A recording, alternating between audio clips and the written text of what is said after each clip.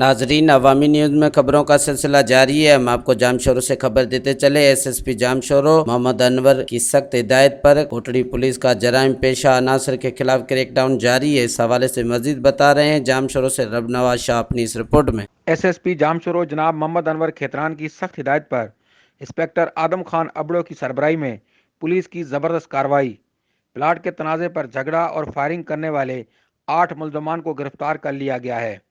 دونوں گروپوں کے گرفتار ہونے والے ملزمان میں دیدار ولد محمد بچل ملا، ریاض ولد محمد بچل ملا، آکاش ولد غلام مصطفیٰ ڈاوچ، عبد المجید ولد عبد الکریم چانڈیو، لقمان ولد شاہ نواز کھوسو، یامین ولد شیر محمد، امیر محمد ولد شیر زمین سمیت فہیم ولد محرم خان لاکھیر شامل ہیں۔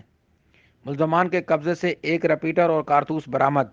گرفتار ملزمان کے خلاف کوٹری تھانہ پر مقدمہ درج کر دیا گیا اور مزید تحقیقات بھی کی جا رہی ہے۔ مزید خبروں اور تفصیلات کے لیے وزٹ کریں ہماری ویب سائٹ www.awamiNewsHD.com